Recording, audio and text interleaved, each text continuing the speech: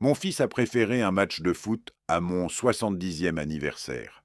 Il m'a laissé seul face à un gâteau avec 7 bougies dans un grand restaurant lyonnais. J'ai souri à travers la douleur, payé seul l'addition de 487 euros, puis réservé un billet aller simple pour Paris. Quand il a vu le virement de 340 000 euros sur son téléphone, il a paniqué, multiplié les appels et fini par supplier. Avant de continuer, veuillez vous abonner à la chaîne et indiquer dans les commentaires quelle heure il est actuellement dans votre région. Le serveur a déposé devant moi un gâteau d'anniversaire surmonté de 7 bougies élégantes, une pour chaque décennie. 70 ans. La flamme vacillait doucement dans la lumière tamisée de la mer Brasier. Ce restaurant où j'avais réservé 2 mois à l'avance. Monsieur souhaite souffler les bougies? J'ai regardé la chaise vide en face de moi. Le couvert intact. Le verre de vin que personne n'avait touché. Non, merci, emballez-le, je l'emporterai. Le serveur a cligné des yeux, une fraction de seconde de surprise professionnellement dissimulée. Il a dû penser que j'étais veuf, ou abandonné par une maîtresse. La réalité était infiniment plus banale. Mon fils unique avait choisi un match de football avec ses copains plutôt que les 70 ans de son père.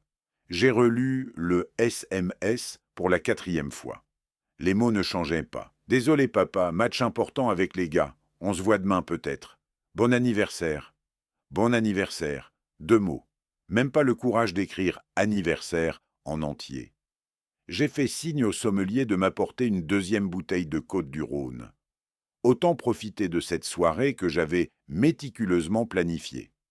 Le menu dégustation à 180 euros par personne, les huîtres de Marennes-Oléron, le homard bleu, le soufflé au Grand Marnier. Quentin adorait le homard. Enfin, il l'adorait quand il avait 15 ans et que je l'emmenais ici pour ses bonnes notes. Et Monsieur Renard, tout se passe bien.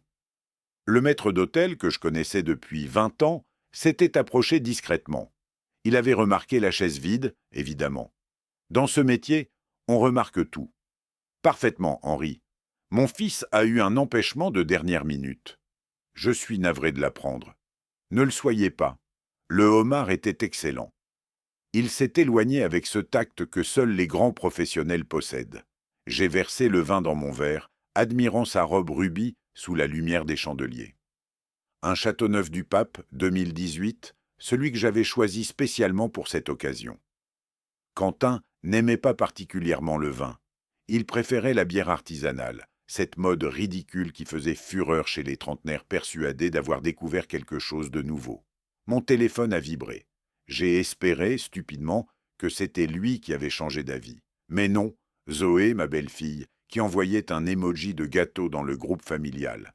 3 personnes dans ce groupe, 2 qui ne daignaient pas se déplacer. J'ai contemplé la salle autour de moi. Des couples, des familles, des rires.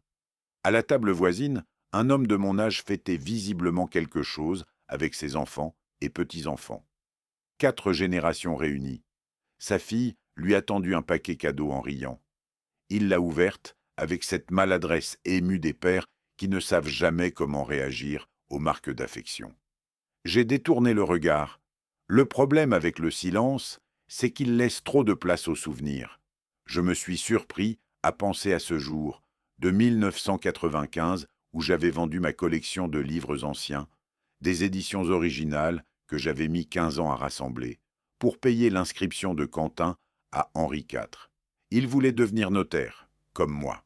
J'étais si fier. 63 000 francs de l'époque, partis pour financer les rêves de mon fils. Et puis il y avait eu 2015, le jour où je lui avais cédé mon étude notariale de la place Bellecour. 42 ans de carrière, une clientèle fidèle, une réputation irréprochable. Prix de vente, 1 euro symbolique. Pour que tu aies les moyens de te lancer, avais-je dit. Quentin avait eu les larmes aux yeux. Je ne t'oublierai jamais, papa. Apparemment, 10 ans suffisaient pour oublier. L'addition est arrivée dans son petit étui de cuir. J'ai sorti ma carte sans regarder le montant. 487 euros, pour une personne. Le prix d'une soirée d'anniversaire passé seul à contempler une chaise vide. En sortant, j'ai croisé mon reflet dans la vitrine du restaurant. Un homme de 70 ans, costume gris anthracite, cheveux blancs, soigneusement coiffés, tenant une boîte à gâteaux qu'il allait probablement jeter. L'image même de la dignité blessée. Le froid de mars m'a saisi dès que j'ai poussé la porte. Lyon en hiver a cette façon particulière de vous rappeler que vous êtes seul, le vent qui s'engouffre dans les rues, les lumières des appartements ou d'autres fêtes, rient, existent ensemble. J'ai marché jusqu'à mon appartement de la rue de la République, le gâteau sous le bras. Les bougies n'avaient pas été soufflées. Les vœux n'avaient pas été formulés. 70 ans et personne pour trinquer avec moi. Une fois chez moi, j'ai posé la boîte sur la table de la cuisine sans l'ouvrir. J'ai accroché mon manteau, rangé mes chaussures, accompli tous ces gestes mécaniques qui structurent une vie de célibataire endurci. Puis, je me suis assis devant mon ordinateur. Mes doigts ont tapé presque automatiquement TGV Lyon-Paris. Les horaires se sont affichés. Demain matin, 7h42, arrivée gare de Lyon à 9h38. Première classe, 89 €. J'ai cliqué sur « Aller simple ». Je ne savais pas encore exactement ce que j'allais faire à Paris. Mais je savais une chose. Ce soir, quelque chose s'était brisé. Pas mon cœur. À 70 ans, on a le cœur plus résistant qu'on ne le croit. Non, c'était autre chose. Cette illusion que j'entretenais depuis des années, cette fiction confortable selon laquelle mon fils m'aimait vraiment, qu'il était simplement occupé, débordé, qu'il avait ses propres problèmes. Un match de football, avec les gars. J'ai fermé l'ordinateur et je suis allé me servir un verre de mon meilleur Armagnac. Dehors, Lyon scintillait de ses 1000 lumières, indifférente à ma solitude. Quelque part dans cette ville, mon fils devait célébrer une victoire ou noyer une défaite avec ses amis. Peut-être pensait-il à moi, probablement pas. J'ai levé mon verre vers la fenêtre. « Bon anniversaire, Urbain », ai-je murmuré. « À tes 70 ans. » Le silence m'a répondu. Le téléphone a sonné à 9h du matin. J'ai décroché en sachant exactement qui c'était. « Papa, tu vas bien ? Tu sais comment c'est. Les copains comptaient sur moi, on était 10, et sans moi ils n'avaient pas d'équipe complète. » J'ai laissé un silence s'installer. 3 secondes. 4. Assez pour qu'ils se sentent mal à l'aise. « Je comprends parfaitement, Quentin. »« Ah, tu vois, je savais que tu comprendrais. On n'a plus 20 ans, hein ? C'est juste un jour comme un autre, au fond. Un jour comme un autre, 70 ans, un jour comme un autre. Absolument. Super. Zoé a vu un petit resto sympa pour la semaine prochaine. Rien de fou, un truc décontracté. Qu'est-ce que tu en dis ? On verra. Je suis assez occupé ces temps-ci. Ah oui ? Tu fais quoi ? Depuis quand s'intéressait-il à ce que je faisais ? Les seules fois où il appelait, c'était pour me poser des questions sur des dossiers de l'étude ou pour me rappeler que la taxe foncière de la villa arrivait à échéance. Des projets. Bonne journée. J'ai raccroché avant qu'il puisse répondre. Quelques heures plus tard, Zoé a écrit dans le groupe familial « Peut-être qu'on pourrait fêter ça la semaine prochaine. J'ai vu un petit resto pas cher près de chez nous. » Un petit resto pas cher. Après que j'ai dépensé 487 € pour une soirée où personne n'est venu. L'ironie aurait été délicieuse si elle n'avait pas été aussi cruelle. Je n'ai pas répondu. Le 16 mars au matin, j'ai pris ma voiture et quitté Lyon. Pas vers Paris, pas encore. Il y avait un endroit où je devais aller d'abord. La villa Les Oliviers se dressait au bout d'un chemin de gravier, à Saint-Rémy-de-Provence. 220 mètres carrés de pierre blonde, 5 chambres, un jardin de 3000 mètres carrés planté d'oliviers centenaires. Mon père avait acheté cette maison en 1962, l'année de ma naissance. Quentin y avait fait ses premiers pas, prononcé ses premiers mots, appris à nager dans la piscine que j'avais fait construire pour ses 10 ans. La dernière fois qu'il était venu ici, c'était en 2019. 6 ans. 6 ans sans mettre les pieds dans la maison de famille, alors qu'il habitait à 2 heures de route. J'ai marché vers le jardin. Les oliviers tendaient leurs branches noueuses vers le ciel, immuables. Certains avaient été plantés par mon arrière-grand-père en 1923. Ils avaient vu 4 générations de renards naître, grandir, vieillir, mourir. Ils me survivraient. Je me suis assis sur le banc de pierre, sous le plus vieux des oliviers. C'était ici que j'avais appris à Quentin à jouer aux échecs. ces longues après-midi d'été où le temps semblait suspendu. « Tu triches, papa !» hurlait-il quand je le mettais en échec. Il avait 8 ans, les genoux écorchés. « Les fous, ça bouge pas comme ça. Les fous se déplacent en diagonale, mon fils, c'est la règle. » C'est une règle stupide. Peut-être, mais dans la vie, il faut connaître les règles avant de pouvoir les utiliser à son avantage. Il avait boudé pendant 1 heure, puis il était revenu demander une revanche. Cette obstination, c'était tout Quentin. Je l'admirais à l'époque. Je croyais que cela ferait de lui un homme déterminé, intègre. Je n'avais pas prévu qu'elle se retournerait contre moi. La nuit tombait quand je suis entré dans la maison. L'odeur familière de pierre et de lavande m'a accueilli. Dans mon bureau, j'ai ouvert le coffre-fort. Les documents étaient là. SCI Les Oliviers. Statut et part sociale. 60% des parts m'appartenaient, 40% à Quentin, un cadeau pour ses 30 ans, pour lui, montrer qu'il faisait partie de l'histoire familiale. Il n'était jamais venu voir cette histoire. Pas une seule fois en 6 ans. J'ai photographié chaque page avec mon téléphone, méthodiquement, comme je l'avais fait des milliers de fois dans ma carrière. Le lendemain matin, j'ai pris le TGV pour Paris, billet aller simple, première classe. Dans le train, j'ai regardé défiler le paysage. Les champs de Provence, puis la vallée du Rhône, puis les banlieues de la région parisienne. Le droit français protège les enfants des parents négligents. Mais il protège aussi les parents des enfants ingrats. Il suffit de savoir où chercher. La réserve héréditaire garantissait à Quentin la moitié de mon patrimoine. C'était la loi, et je n'avais aucune intention de la contourner. Mais l'autre moitié, la quotité disponible, m'appartenait entièrement. Je pouvais la donner à qui je voulais, la léguer à des inconnus si cela me chantait. Et c'était exactement ce que j'avais l'intention de faire. Le train est arrivé à la gare de Lyon à 14h07. J'ai pris un taxi jusqu'à la rue Mouffetard, dans le 5e arrondissement, où j'avais loué un studio pour les prochaines semaines. En montant les escaliers, ma valise à la main, j'ai senti quelque chose que je n'avais pas ressenti depuis longtemps. Pas de la colère était passée. Pas de la tristesse.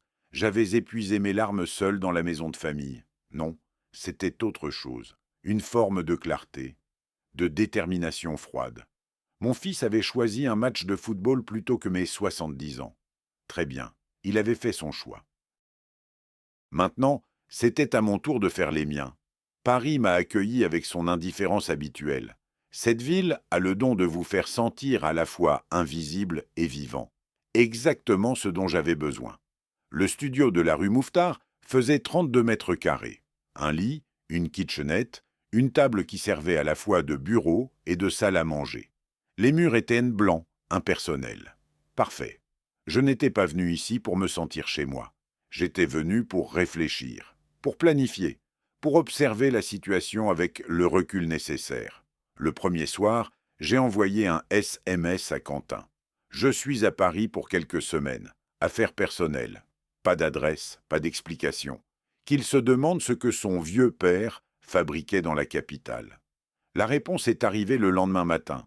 Ok, au fait, tu sais où sont les dossiers Martineau? Je les trouve pas au cabinet. J'ai relu le message 3 fois. Pas de « Comment vas-tu ?» Pas de « Tout va bien ?» Pas de « Tu as besoin de quelque chose ?» Juste les dossiers Martineau. J'ai sorti un petit carnet noir que j'avais acheté à la papeterie du coin et j'ai noté 18 mars. Premier appel. Objet, dossier cabinet. Durée, 0 question personnelle. Ce carnet allait devenir mon allié le plus précieux. Les jours suivants, j'ai commencé à voir les choses différemment, comme si un voile s'était levé. Je repensais aux 5 dernières années, depuis que j'avais cédé l'étude à Quentin. Combien de fois était-il venu me voir sans avoir besoin de quelque chose? Combien de dimanches avait-il passé avec moi sans regarder sa montre toutes les 10 minutes? La réponse était simple. Aucun. 4 jours plus tard, deuxième appel. Quentin voulait savoir si j'avais conservé le numéro du clerc que j'employais en 2018. Un certain Dumont, apparemment très compétent, qui avait démissionné après que Quentin l'eût humilié devant un client. Mon fils voulait le réembaucher. « Tu as essayé les pages jaunes ?» ai-je demandé. Silence à l'autre bout. Il n'avait pas compris l'ironie. Il ne comprenait jamais l'ironie. Non mais sérieusement, papa, tu dois bien avoir son contact quelque part. Je ne suis plus notaire, Quentin. Je suis retraité, tu te souviens? C'est toi qui as repris l'étude. J'ai noté dans le carnet 22 mars, deuxième appel. Objet, contact ancien employé. Question personnelle, 0. Le schéma se dessinait avec une clarté presque douloureuse.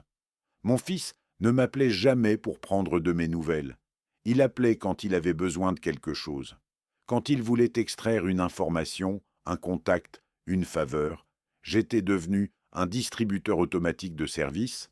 On appuyait sur un bouton, on récupérait ce qu'on voulait et on passait à autre chose. Entre les deux appels, pas un mot, pas un SMS, pas même un emoji dans le groupe familial. Zoé, quant à elle, avait posté une photo de son nouveau sac à main, un Hermès, si j'en croyais le logo. Je me suis demandé combien de mes euros y étaient pour passer. Le 25 mars, j'ai pris rendez-vous avec maître Kylian Morel. Son nom m'avait été recommandé par un ancien confrère de la Chambre des notaires de Paris. Un homme discret, compétent, qui avait la réputation de traiter des dossiers délicats avec une élégance toute professionnelle. Son étude se trouvait au 147 boulevard Saint-Germain, au 3e étage d'un immeuble haussmannien. Boiseries, moulures, tapis persans. L'odeur rassurante du papier ancien et de la cire d'abeille. Je me suis senti immédiatement chez moi. Maître Morel avait 52 ans, des cheveux grisonnants aux tempes et ce regard perçant des notaires qui ont vu défiler trop de drames familiaux pour être encore surpris par quoi que ce soit. « Maître Renard, a-t-il dit en me serrant la main, votre réputation vous précède. L'étude de la place Bellecour n'aide-ce pas. 42 ans d'exercice et un fils qui a repris l'affaire. Ah, un seul mot, mais chargé de compréhension. Asseyez-vous, je vous en prie. Je me suis installé dans le fauteuil club en face de son bureau. Par la fenêtre, on apercevait les toits de Paris, gris sous le ciel de mars.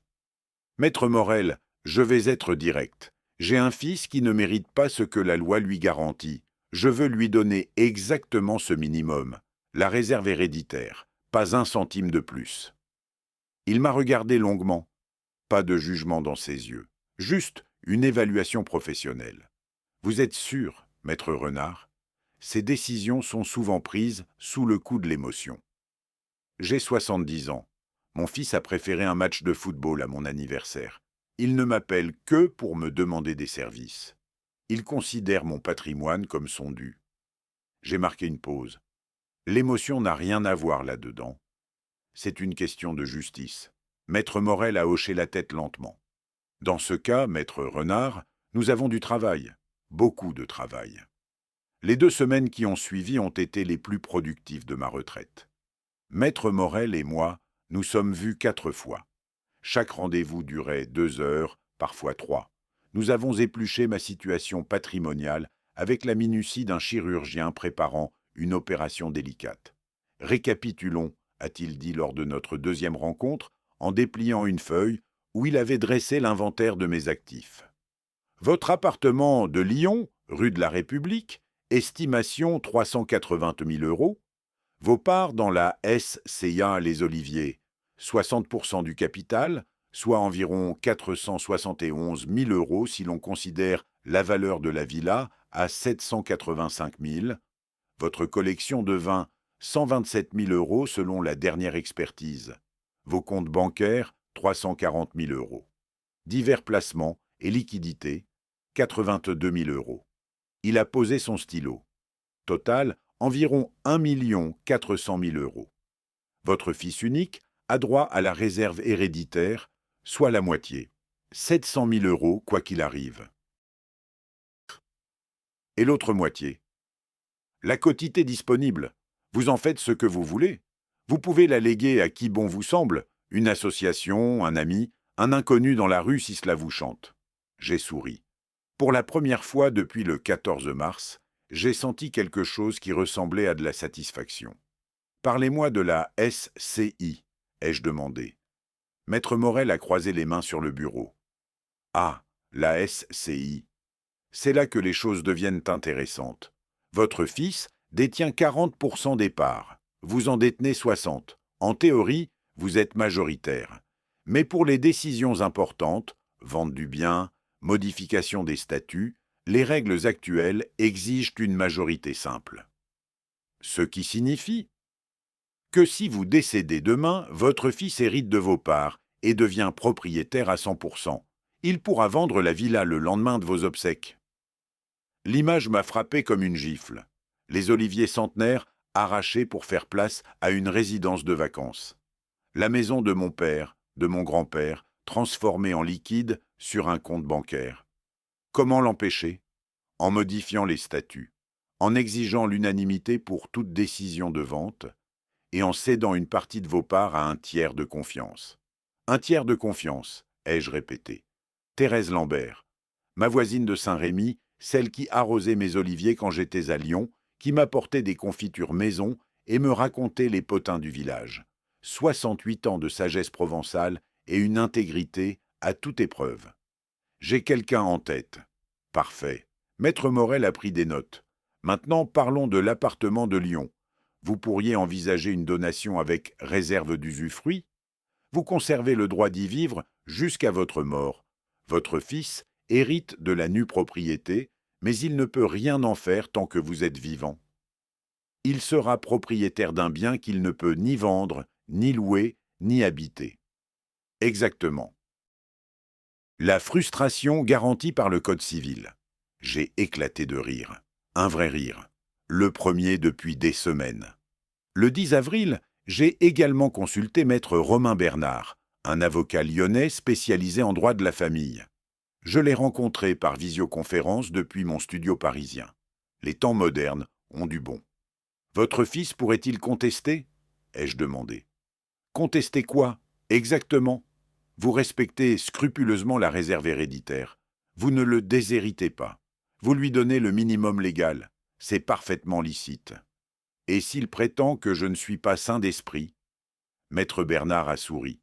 Faites-vous examiner par un médecin indépendant, un gériatre réputé. Obtenez un certificat attestant de vos facultés cognitives. Ainsi, le jour où il tentera cette manœuvre, et croyez-moi, il la tentera, vous aurez une preuve datée et irréfutable. J'ai noté le conseil dans mon carnet noir. La liste s'allongeait. Notaire parisien, avocat lyonnais, médecin gériatre. L'armée se constituait. Le soir du 15 avril, assis à ma petite table face à la fenêtre, j'ai contemplé les lumières de Paris en sirotant un verre de Bourgogne. Mon carnet était ouvert devant moi, rempli de notes, de schémas, de calculs. Le plan prenait forme. Pas une vengeance brutale, quelque chose de plus subtil. Une leçon. Un rappel que les actes ont des conséquences, même pour ceux qui se croient au-dessus des règles. Quentin pensait que j'étais un vieux père inoffensif, bon à solliciter quand il avait besoin d'un service. Il allait découvrir que ce vieux père connaissait le droit français aussi bien que lui, peut-être mieux. Et surtout, il allait découvrir que le droit français, quand on sait l'utiliser, peut être une arme redoutable. J'ai fermé mon carnet et j'ai souri dans la pénombre. La partie d'échecs venait de commencer, et pour une fois, c'était moi qui avais les blancs. Le 16 avril, je me suis rendu à l'agence BNP Paribas du boulevard Saint-Michel. Une conseillère m'a accueilli dans un bureau vitré au fond de l'agence. Une jeune femme efficace qui tapait sur son clavier avec la précision d'un métronome. « Monsieur Renard, vous souhaitez donc ouvrir un compte courant et y transférer… » Elle a relu ses notes, sourcils légèrement froncés. 340 000 € depuis votre compte au Crédit Lyonnais. C'est exact. Puis-je vous demander la raison de ce transfert? Simple formalité, vous comprenez. Réorganisation patrimoniale. J'ai vendu des placements et je souhaite centraliser mes avoirs. Elle n'a pas insisté. À 70 ans, avec un costume bien coupé et un vocabulaire juridique précis, on ne vous pose pas trop de questions. Le virement a été programmé pour le lendemain, 17 avril, à la clôture des opérations bancaires. Ce que je n'avais pas oublié, et que Quentin avait très probablement oublié, c'était qu'il avait accès aux notifications de mon ancien compte. Je lui avais donné cet accès en 2020, au cas où il m'arriverait quelque chose. À l'époque, je pensais que c'était un geste de confiance paternelle, une précaution raisonnable d'un père vieillissant. Maintenant, c'était devenu un outil, un appât. Le 17 avril, à 15h47, le virement a été exécuté. Quelque part à Lyon, un téléphone a dû vibrer avec cette notification « Virement sortant, 340 000 €. Bénéficiaire, Renaru. Référence, transfert personnel. » J'ai posé mon téléphone sur la table de mon studio et j'ai attendu. Par la fenêtre, le soleil d'avril baignait les toits de Paris d'une lumière dorée. J'ai préparé un thé. Earl Grey, 2 sucres. Le premier appel est arrivé à 16h12. Je n'ai pas décroché. Le deuxième à 16h15. Le troisième à 16h18. Puis, ils se sont enchaînés comme les perles d'un collier de panique. 16h23, 16h31, 16h45, 17h02, 17h19, 17h38, 18h05, 18h27, 18h56, 19h14, 19h43, 20h11. 14 appels en moins de 4 heures. J'ai regardé l'écran s'illuminer à chaque tentative, sirotant monter avec une sérénité que je n'avais pas ressentie depuis longtemps. J'ai noté dans mon carnet noir 17 avril, 14 appels en 3h55. 0 appel pendant les 6 semaines précédentes. Ratio. Intéressant. À 23h47, un message vocal est arrivé. La voix de Quentin tremblait légèrement. Cette vibration particulière qu'on entend chez les gens qui essaient de paraître calmes alors qu'ils sont terrifiés. J'ai mis le haut-parleur pour mieux l'entendre. « Papa, c'est quoi ce virement? Tu vas bien? On s'inquiète. Avec Zoé? Écoute, c'est beaucoup d'argent, papa. Vraiment beaucoup. Rappelle-moi s'il te plaît. On peut t'en parler. On peut trouver une solution, d'accord? » On s'inquiète. Pour la première fois en 6 semaines, mon fils s'inquiétait de mon sort. Il avait fallu 340 000 € pour déclencher cette inquiétude. Le prix de l'amour filial, apparemment, avoisinait le $250 000. J'ai écouté le message 3 fois, savourant chaque inflexion, chaque hésitation, chaque fêlure dans sa voix habituellement si assurée. Puis je suis allé me coucher et j'ai dormi comme un bébé. Le lendemain matin, à 9 heures précises, on a sonné à ma porte. J'ai ouvert sans surprise. Quentin et Zoé se tenaient sur le palier, le visage défait. Lui avait les yeux cernés de quelqu'un qui n'a pas dormi. Elle portait son manteau Burberry, celui qu'elle mettait pour les occasions importantes. « Papa !» Quentin s'est précipité vers moi comme s'il voulait m'étreindre, puis s'est arrêté net à 30 centimètres, ne sachant soudain plus comment me toucher. On était tellement inquiets. On a pris le premier TGV ce matin. Inquiet pour moi? J'ai reculé d'un pas pour les laisser entrer dans mon modeste studio. Ou pour les 340 000 €? Le visage de Quentin s'est figé une fraction de seconde. Zoé, elle, a fait cette chose qu'elle fait toujours quand elle est prise en défaut. Elle a souri. Ce sourire de façade qu'elle arbore dans les dîners mondains, celui qui ne monte jamais jusqu'aux yeux. Urbain, enfin, c'est normal de s'inquiéter quand on voit un virement pareil.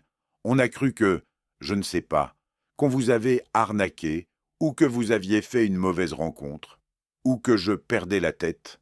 Silence. Quentin a regardé ses chaussures. Des mocassins Weston, naturellement. Zoé a cessé de sourire. J'ai transféré mon argent sur un nouveau compte bancaire. J'ai désigné le petit studio d'un geste de la main. Comme vous voyez, je vis modestement. Je n'ai pas été kidnappé par des escrocs nigérians. Je réorganise mes affaires. C'est tout. Mais papa... Quentin cherchait ses mots, les mains légèrement tremblantes.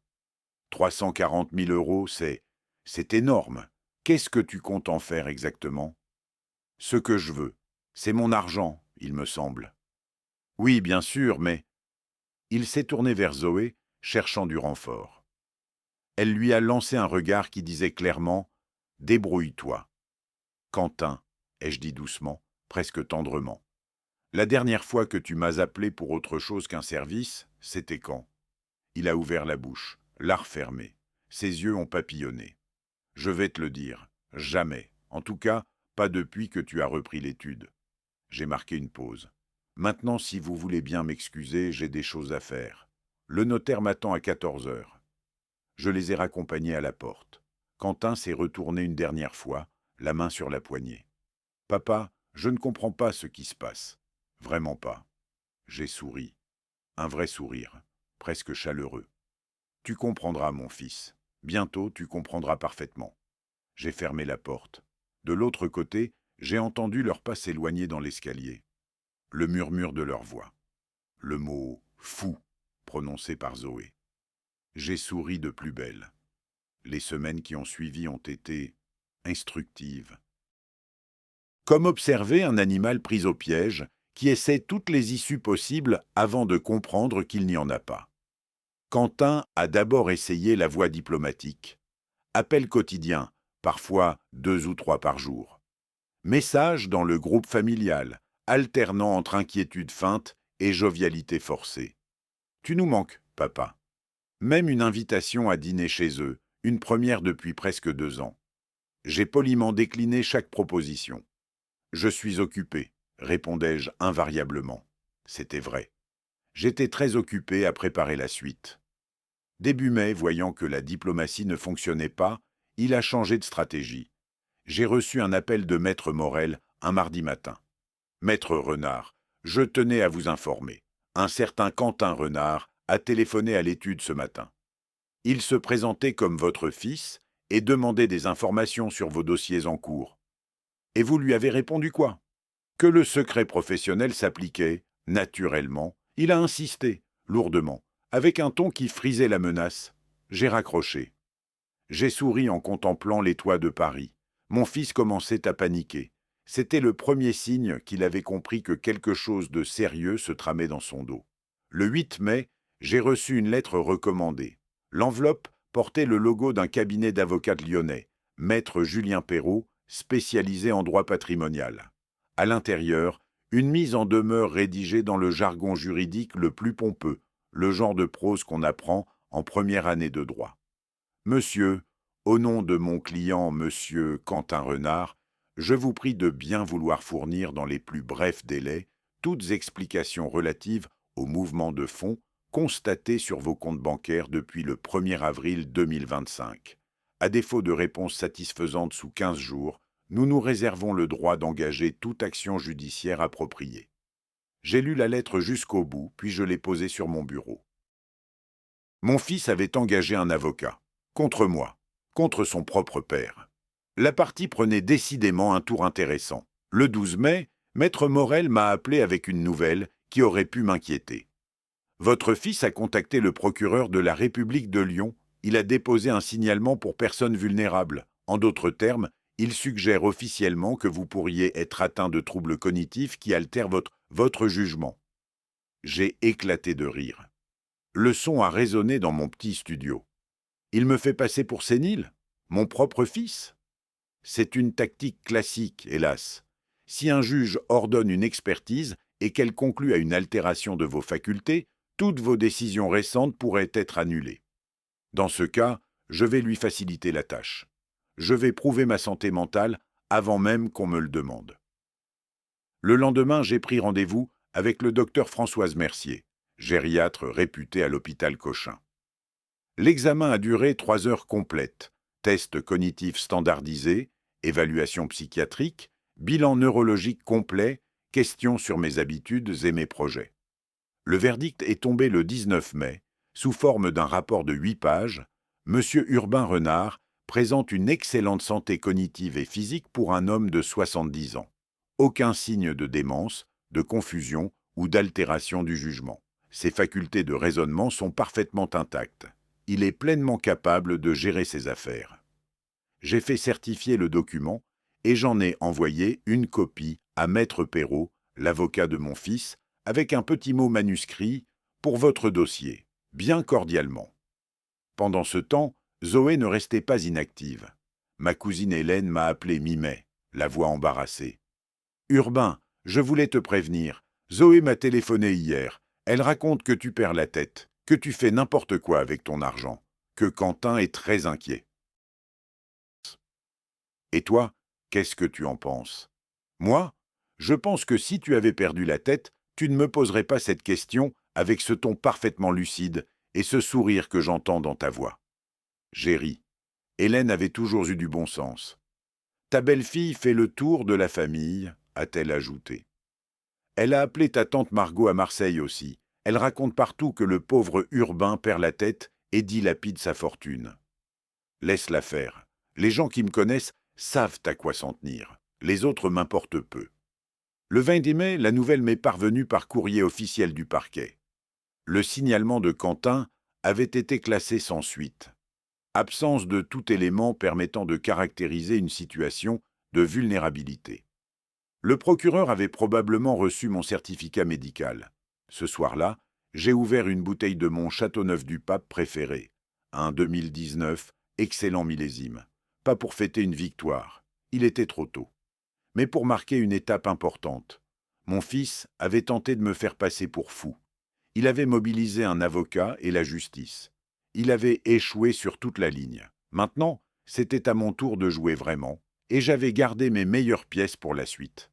Le 21 mai, je suis retourné chez Maître Morel avec une liste précise et le cœur étrangement léger. Il m'attendait dans son bureau, une tasse de café fumant devant lui, les dossiers soigneusement alignés sur le sommet en cuir. « Vous êtes prête à passer à l'action, Maître Renard ?» Plus que prêt. J'ai attendu ce moment depuis le 14 mars. Il a sorti un dossier épais de son tiroir. Nous avions tout préparé depuis des semaines, peaufinant chaque détail, anticipant chaque objection possible. Maintenant, il était temps de signer. Le premier document était le testament authentique. En France, c'est la forme la plus solide, rédigée par un notaire, signée devant 2 témoins, enregistrée au fichier central des dispositions de dernière volonté. Pratiquement impossible à contester. J'ai pris mon temps pour relire chaque ligne, même si je les connaissais par cœur. Ma quotité disponible, environ 700 000 €, serait répartie ainsi. 200 000 € à la Fondation des Petits Frères des Pauvres de Lyon, qui aide les personnes âgées isolées. L'ironie ne m'échappait pas. 200 000 € à une association pour enfants défavorisés, parce que certains enfants méritent qu'on leur donne une chance. Ma collection de vins, estimée à 127 000 €, irait au musée du vin de Beaune, 847 bouteilles, qui trouveraient enfin un foyer digne de leur histoire. Et les 173 000 € restants reviendraient à Thérèse Lambert. « Vous êtes certain pour Madame Lambert ?» a demandé Maître Morel en levant les yeux de ses documents. « Thérèse est ma voisine depuis 15 ans. Elle arrose mes oliviers quand je suis absent. Elle m'apporte de la soupe quand je suis malade. Elle me raconte les potins du village avec ce sourire malicieux des Provençales. Elle n'a jamais rien demandé en échange. Jamais. J'ai signé d'un geste ferme. Mon fils, lui, n'a jamais arrosé quoi que ce soit. » Le deuxième document concernait la SCI Les Oliviers. Les modifications des statuts étaient subtiles mais dévastatrices pour quiconque voudrait vendre la propriété contre ma volonté. Désormais, toute vente de parts ou du bien immobilier nécessiterait l'unanimité des associés, plus la simple majorité. Et j'avais cédé 12% de mes parts, soit 20% de ma participation, à Thérèse. Nouvelle répartition. Moi 48%, Quentin 40%, Thérèse 12%. Pour vendre la maison familiale, il faudrait maintenant l'accord de 3 personnes. Et Thérèse m'avait juré de ne jamais voter en faveur d'une vente. Cette maison, c'est l'âme du village, m'avait-elle dit sur la terrasse de la villa, un verre de rosé à la main. Elle ne doit pas finir en résidence de touristes ou en chambre d'hôte pour Parisiens, en mal d'authenticité. Le troisième document était une donation avec réserve d'usufruit pour mon appartement de Lyon. Techniquement, la nue propriété reviendrait à Quentin dans ma succession. C'était la loi et je la respectais. Mais l'usufruit, le droit d'y habiter, d'en jouir et d'en percevoir les loyers, restait à moi jusqu'à ma mort. Quentin hériterait d'un appartement de 380 000 € qu'il ne pourrait ni vendre, ni louer, ni occuper tant que je serais vivant. La frustration garantie par le Code civil, comme l'avait si bien dit Maître Morel lors de notre première réunion.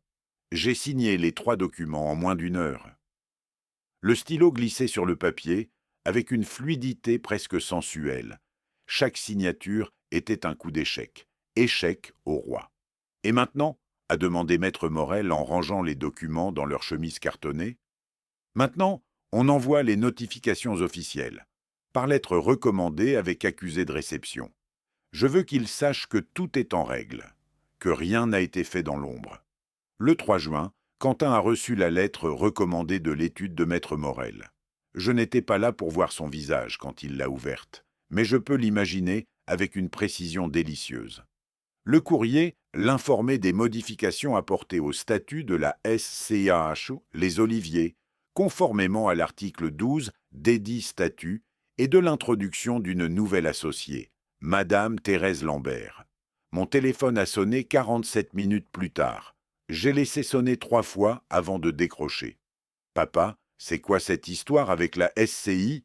Sa voix tremblait. Pas de colère, pas encore, d'incompréhension pure. « Bonjour Quentin, comment vas-tu? Belle journée, n'est-ce pas? Réponds-moi, qui est cette Thérèse Lambert? Pourquoi elle a des parts dans notre maison? » Notre maison? J'ai laissé le mot flotter dans le silence. C'est la maison de mon père, et de mon grand-père avant lui. Tu n'y as pas mis les pieds depuis Noël 2019. 6 ans, Quentin.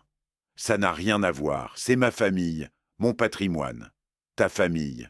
J'ai marqué une pause. Le 14 mars, ta famille t'a attendu 2 heures dans un restaurant. Tu avais choisi un match de football. Un match dont tu ne te souviens probablement même plus du score. Silence à l'autre bout de la ligne. Je t'ai dit que j'étais désolé pour ça. Tu m'as dit beaucoup de choses, Quentin. Les documents parlent plus fort que les mots. J'ai regardé par la fenêtre de mon studio. Le soleil de juin dorait les toits de Paris. Maintenant, si tu veux discuter des détails juridiques, contacte ton avocat. Maître Perrault, c'est ça, je suis sûr qu'il sera ravi de t'expliquer la situation. Bonne journée. J'ai raccroché. Le soir même, j'ai ouvert une bouteille de Meursault 2017, un grand blanc de Bourgogne aux arômes de noisettes et de beurre frais. Dans mon carnet noir, j'ai écrit 3 juin, document signé et envoyé. Réaction de Q, prévisible. Prochaine étape, Assemblée générale. La partie entrait dans sa phase décisive. La convocation est arrivée le 11 juin par lettre recommandée. Quentin exigeait une assemblée générale extraordinaire de la SCAH les Oliviers. Il avait le droit de la demander. Les statuts le permettaient. La réunion fut fixée au 22 juin, à 15 heures, dans l'étude de Maître Morel à Paris. J'ai souri en lisant la lettre. Il pensait encore pouvoir gagner. Le 22 juin, je suis arrivé à 14h30. Thérèse Lambert était déjà là, élégante dans sa robe bleu marine, son sac à main posé sur les genoux. Elle m'a souri avec cette chaleur provençale qui me manquait tant à Paris. « Urbain, comment vas-tu ?»« Mieux que jamais, Thérèse. Merci d'être venue de si loin. Je n'aurais manqué ça pour rien au monde. » À 15 heures précises, Quentin est entré. Il n'était pas seul. Derrière lui, un homme en costume sombre, maître Julien Perrault, son avocat. Et Zoé, évidemment les lèvres pincées, le regard assassin. Maître Morel a ouvert la séance avec la solennité requise. Procès verbal d'ouverture, ordre du jour, rappel des règles de vote. Quentin bouillait d'impatience, tapotant nerveusement sur la table. « J'ai une proposition à soumettre », a-t-il annoncé dès que les formalités furent terminées. « Je propose que nous mettions en vente la villa Les Oliviers. Le marché immobilier en Provence est excellent. Nous pourrions obtenir 800 000 €, peut-être davantage. » Il a regardé autour de lui, cherchant du soutien. « Je vote contre », ai-je dit calmement. « Je vote contre également », a ajouté Thérèse d'une voix claire. Le visage de Quentin s'est décomposé. Il s'y attendait, au fond.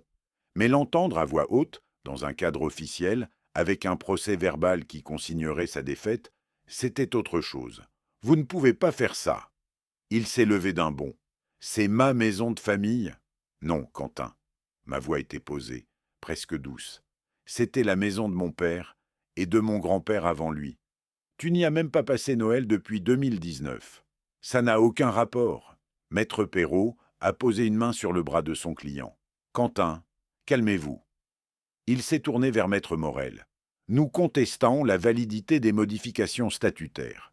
L'exigence d'unanimité pour la vente constitue un abus de droit. » Mon avocat, Romain Bernard, que j'avais fait venir de Lyon, a sorti un dossier de sa mallette. Les statuts ont été modifiés conformément aux procédures prévues. L'unanimité pour les décisions majeures est parfaitement légale dans une SCI. Il a tendu un document à Maître Perrault. Jurisprudence de la Cour de cassation, 2019. Votre client peut contester, mais il perdra. Et il paiera les frais. Tous les frais. Zoé a explosé. Ah, c'est scandaleux! Vous êtes en train de voler l'héritage de votre propre fils? J'ai tourné la tête vers elle, lentement. Madame, la réserve héréditaire de mon fils est parfaitement intacte. Il recevra environ 700 000 € à ma mort.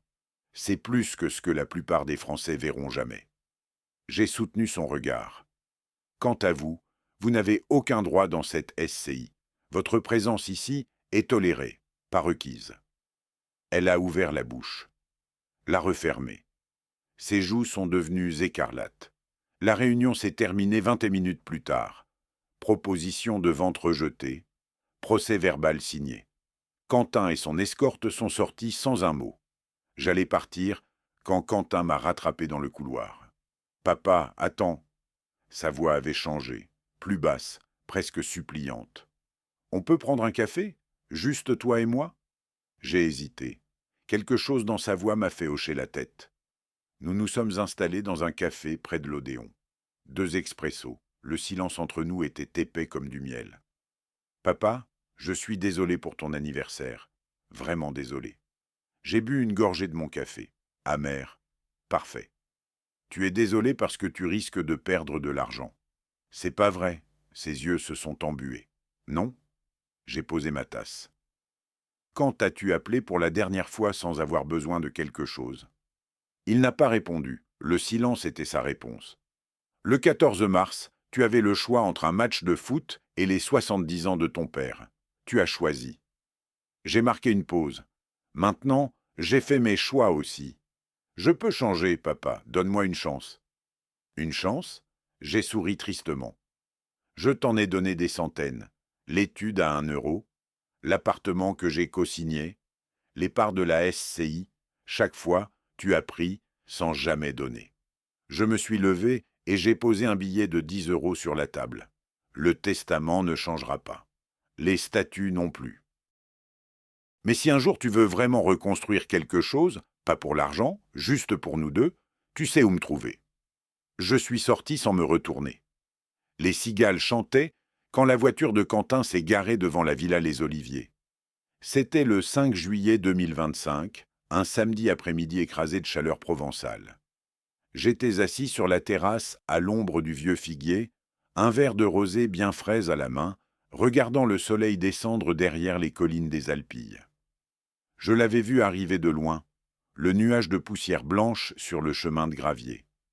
Et j'avais reconnu la silhouette d'une deuxième personne à l'avant, Zoé, venant ici pour la première fois depuis 5 ans. Ils sont sortis de la voiture avec la raideur des gens qui viennent demander quelque chose. Quentin portait une chemise blanche froissée par les 3 heures de voyage. Zoé avait mis sa robe d'été la plus élégante. « Papa ?» Quentin s'est avancé vers la terrasse. « On peut te parler ?» Je n'ai pas bougé de ma chaise. « Asseyez-vous. » Thérèse, qui taillait ses rosiers près du mur de pierre, m'a lancé un regard interrogateur. Je lui ai fait un léger signe. Tout allait bien. Elle a hoché la tête et s'est éloignée vers sa maison. Zoé s'est assise avec la grâce étudiée qu'elle affectait toujours. « C'est tellement beau ici. Le jardin est magnifique. On devrait vraiment venir plus souvent. »« Vous êtes les bienvenus, » ai-je dit calmement. « Mais la maison ne sera jamais vendue. » Son sourire commercial s'est figé. Quentin s'est assis en face de moi, les mains jointes comme un pénitent. « Papa, on est venu te proposer quelque chose, un nouveau départ. » Je t'écoute. On oublie tout. Les avocats, les réunions, les disputes. On repart à zéro, et en échange, tu remets les choses comme avant. Le testament, les modifications de la SCI, tout. Il a levé les mains. Et nous, on s'engage à venir te voir une fois par mois. Comme une vraie famille, j'ai posé mon verre. J'ai regardé mon fils, et pour la première fois depuis le 14 mars, j'ai ri. Un vrai rire, profond, qui m'a secoué la poitrine. Quentin a cligné des yeux, déstabilisé. « Papa, qu'est-ce qui te fait rire ?»« Un contrat, ai-je dit en reprenant mon souffle. Tu me proposes un contrat pour venir voir ton propre père. J'ai secoué la tête. Mon fils, tu viens de prouver exactement pourquoi j'ai fait tout ça. C'est pas ce que je voulais dire. Non? Alors dis-moi, Quentin, si je mourais demain et que tu héritais de tout, viendrais-tu encore me voir une fois par mois? Silence. Le silence le plus éloquent de toute notre conversation. Je me suis levé et je suis allé chercher une chemise cartonnée dans mon bureau. Je l'ai posée sur la table devant lui. Voilà une copie du testament. Lis-le. Il a ouvert la chemise avec des mains tremblantes. Ses yeux ont parcouru les lignes. Son visage est devenu de plus en plus pâle. La Fondation des Petits Frères des Pauvres, 200 000 €. L'Association pour les enfants, 200 000 €. Le Musée du vin de Beaune, Thérèse Lambert, 173 000 €. Il a levé les yeux. Tu donnes tout ça à des étrangers? Pas tout. Tu auras ta réserve héréditaire. Environ 700 000 €. C'est plus que ce que la plupart des Français ne verront jamais.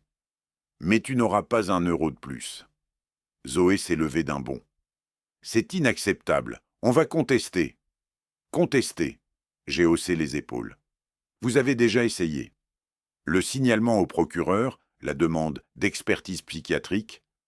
Comment ça s'est terminé? Elle n'a pas répondu.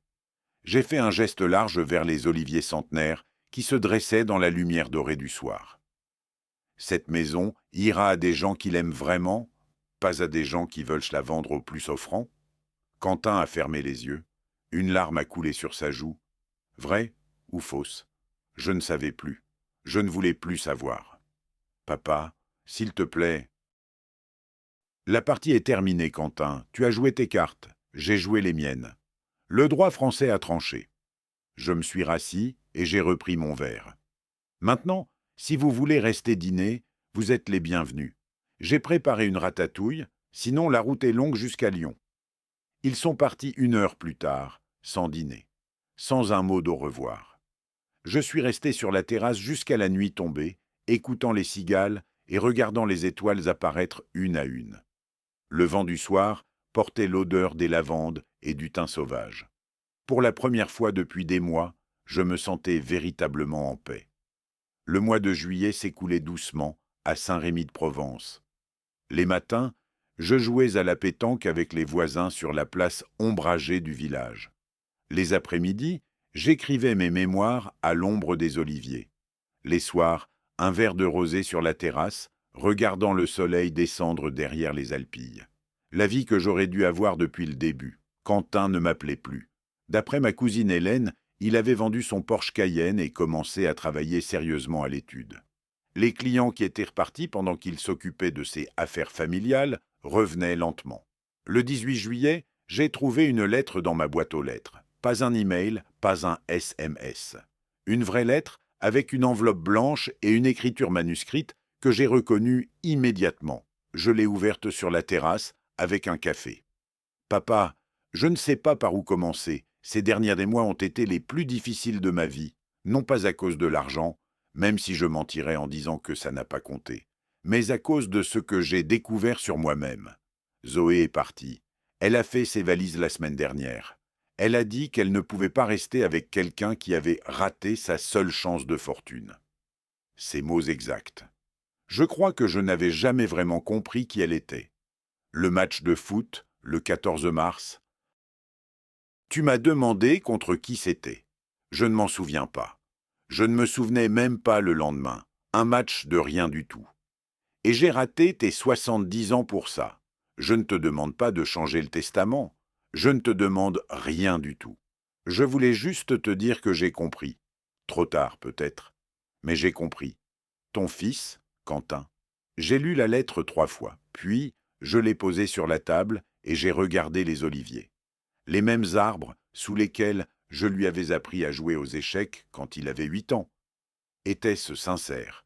Une nouvelle manipulation? Comment être sûr? J'ai pris mon téléphone et j'ai composé son numéro. Il a décroché à la 2e sonnerie. Papa? Le match de foot, c'était contre qui? Silence surpris. Quoi? Le 14 mars, tu as raté mes 70 ans pour un match. C'était contre qui? Une longue pause. Je ne m'en souviens pas. Moi non plus. Personne ne s'en souvient jamais. C'est ça le problème avec les choses sans importance. Elles s'oublient. Les gens qui comptent vraiment, eux, on ne les oublie pas. Le silence entre nous n'était plus hostile, juste triste. Je ne changerai pas le testament, ai-je dit. Les documents sont signés, c'est définitif. Je sais, Pape, mais si tu veux vraiment reconstruire quelque chose, viens passer un week-end ici, sans parler d'argent, sans Zoé, enfin, ça ne risque plus d'arriver, juste toi et moi. Quand il a répondu, sa voix était différente, plus jeune peut-être. D'accord, papa.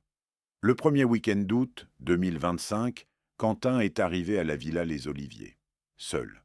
Sans avocat, sans stratégie, sans arrière-pensée visible, juste un sac de voyage et une bouteille de vin. Nous étions assis sur la terrasse, un échiquier entre nous. J'avais ouvert ma bouteille de Châteauneuf-du-Pape 2019, celle que je gardais pour une occasion spéciale. Le soleil descendait sur les Alpilles, les pièces blanches étaient de mon côté, comme toujours. Quentin a regardé le jardin, les oliviers centenaires qui se balancèrent dans la brise du soir. Grand-père a planté ses oliviers. J'ai secoué la tête. Non, son père, en 1923. Il m'a regardé surpris. Je ne savais pas. Il y a beaucoup de choses que tu ne sais pas sur cette famille. J'ai déplacé mon premier pion.